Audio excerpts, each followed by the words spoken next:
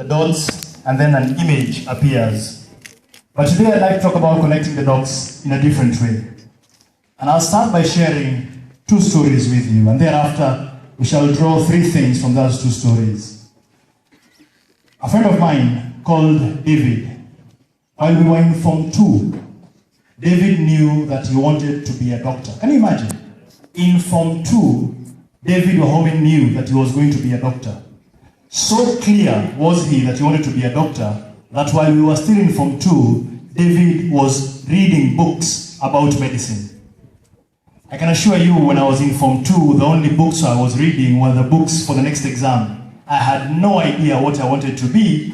I had an idea of being a lawyer, a doctor, and all those things teachers tell us. But David continued in his journey.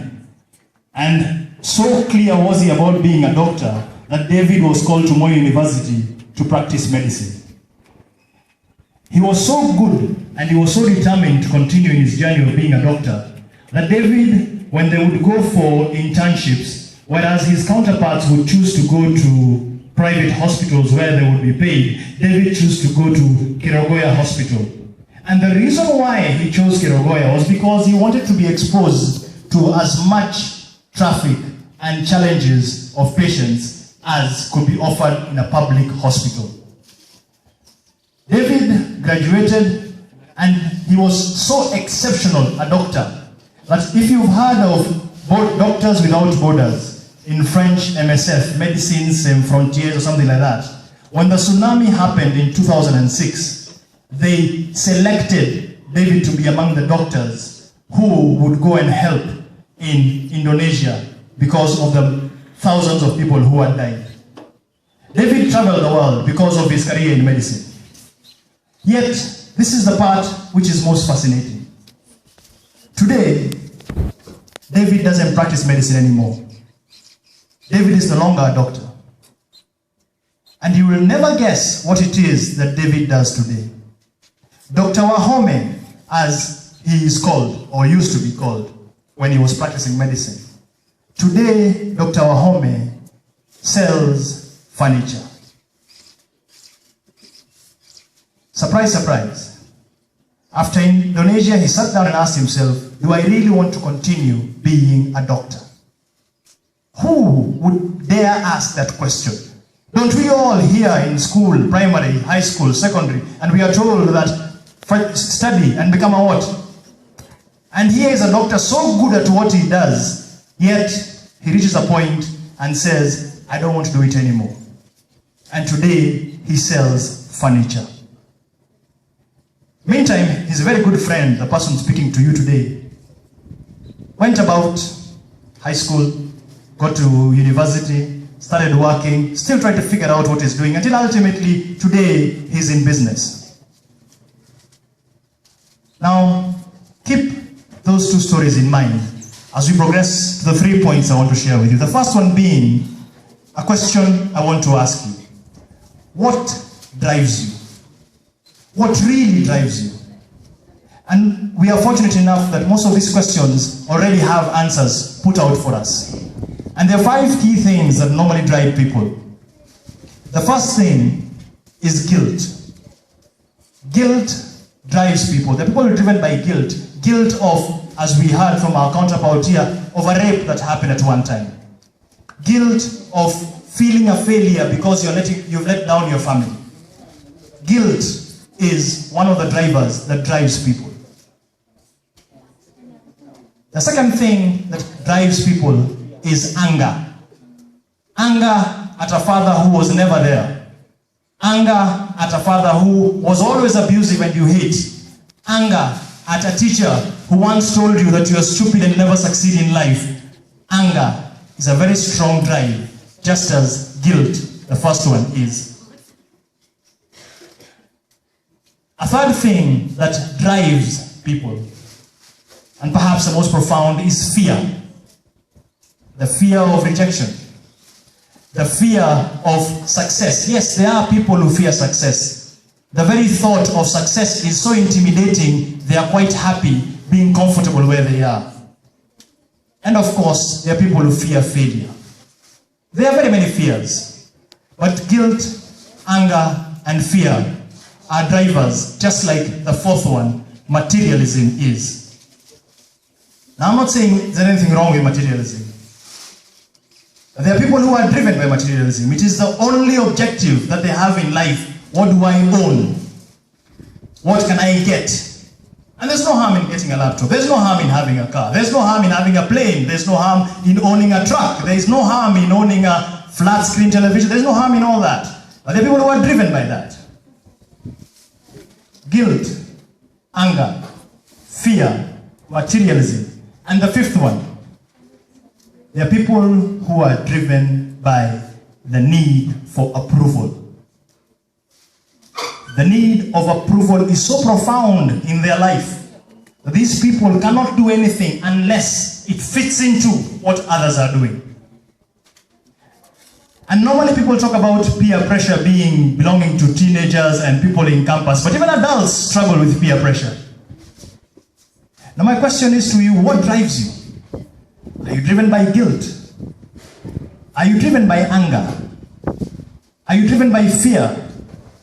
Are you driven by materialism? Or are you driven by approval? What drives you? And it is very intrinsic and critical that we define in what it is that drives us.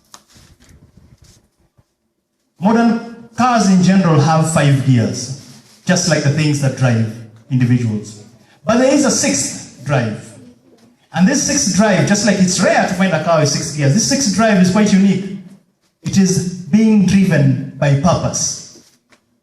The capability of being driven by purpose. What is your purpose? And it's a question perhaps you've been asked again and again. What is your purpose? Why are you here? Why are you at SEKU? Why are you even in this world for that matter? What is your purpose? And I can tell you, having seen much more of life than you have, that's not a question you're going to answer right now. David Wahome thought his purpose in life was to be a doctor in Form 2. Yet, from Form 2 until when he switched careers, almost 15 years span, David believed strongly that his purpose was to be a doctor. But that changed. It is not easy to determine your purpose in life. And especially when you're in university, as Faith mentioned, you're doing a degree and you're wondering, do I really want to do this? Is this what exactly I came to do in campus? Am I doing it because my parents said? Am I doing it because it's fashionable to get a degree? Or why am I doing it? Is it the best thing to get? Am I doing it because I've been told I'll get a job? Those are very valid questions to ask. Why? What drives you? What is your purpose? But the purpose is not something you're going to get immediately. But again, just like David Wahome, the purpose is something you must start working towards. The heart tells you what your purpose is. It doesn't quite define it, but your heart guides you. And how does your heart guide you? Do you have students here who strongly believe they have a purpose in terms of their purpose is to serve? And when I say serve, they have gone ahead and joined the beer at the restaurant and they serve. It may look like a very basic thing to do, joining the restaurant because you feel a need to be in catering. But maybe as you start connecting your dots towards your purpose in life, starting by catering here could end up with you owning a hotel.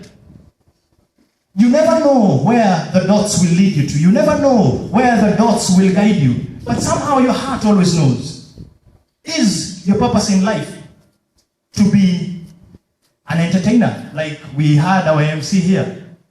But then you do not have the courage to call a gathering or find people seated together and entertain them because you fear rejection. Because then when you do fear that rejection, then you're not connecting the first dot. You're not connecting the dot that will ultimately lead you to the ultimate purpose. And the struggle is, and the sad thing is, there is no other way of connecting the dots except backwards. It is only after finishing the connecting of the dots that you look back and realize, so that's why when I was in SEKU, I had an interest in catering. Because ultimately, I was going to be a cook. So that's why when I was in SEKU, I started a first aid club. Why? Because today, I am a doctor. Or I am a nurse. So that's why I am a successful footballer, like we have Manola and Mariga. Why? Because when I was in SEKU, I loved playing football. So that's why when I was in SEKU, I started a club like, give me an example of a club. Sorry? Maseku is a club? Yeah. What does Maseku do, sir? Motivational speaking in high schools and organizing for the contest of math. Brilliant. Now, do you realize, perhaps you look back and realize, because I started connecting my dots when I was in SEKU. Today, because when I was in SEKU, I was connecting my dots towards motivational speaking. Today, who knows, my good man, maybe you're going to be the next transforming pastor. Who knows? You don't know where you will end up. And we laugh. It's funny. We laugh, yes. But if you ask individuals who you look at today, the life they led, and I've given you a dramatic example from doctor to furniture salesperson. If you ask people what they do today and the road they have passed, do not imagine for a moment it was straight. They connected the dots. But it takes courage to connect dots. It takes courage to leave being a doctor to sell furniture. It takes courage to be in university right now and leave and go start doing a business because that is where your heart is pulling you towards. It takes courage. And ladies and gentlemen, that courage starts with connecting the first dot while you are still here. That connecting the dot starts while you are still in SEKU. And why is it important to connect that dot? Why is it important to go and figure out how it is the restaurant runs, much as you don't know why, but you feel that pull? Because I can tell you, we have an HR manager here. I have been fortunate to be exposed to interviewees. Today, you know that degree you're getting, and please proceed to get it. But you know fully well by itself, it doesn't make you stand out. There are so many of you who have degrees. It doesn't make you stand out. However, from an interviewer's point of view, when I look at your CV and the CV says, in addition to my degree in whatever I have, when I was in campus, I used to serve at the restaurant. Now that may sound like a very basic thing, but from an interviewer's point of view, from a human resource perspective, what it says is, this person has what? Has what? Has initiative. If I'm interviewing people, both of them have degrees. Let's even say they both have first-class honors. Let's even go further and assume that they have first-class honors from the same university. But one of them says, his CV shows 3 years doing nothing since he left university.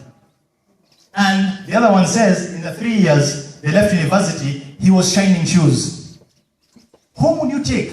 The guy who just has a degree, first class honors, and did nothing, or was looking for a job, or the guy who did something with himself?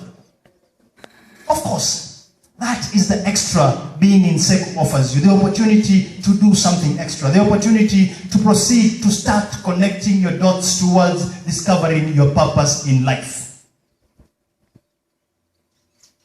You will not connect the dots if you don't start. You cannot connect the dots by waiting. You have to connect the dots by starting. And when you do start and you proceed, it takes years sometimes. But ultimately, the full picture emerges. I urge you, while still in SEKU and pursuing your degree, see what else you can do. Move towards your heart's desire as motivational speaking. Move towards your heart's desire. For instance, if you feel you want to be in the canteen, move towards your heart's desire. If you want to start a first aid club, move to your heart's desire. If you want to start a tennis club, move to your heart's desire. If you feel your heart is moving in your direction.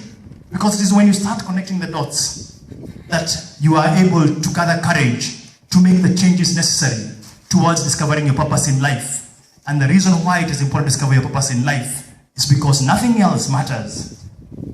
Not guilt, not anger, not fear, not approval, not materialism. There is no much more fulfillment as living your purpose. Thank you very much.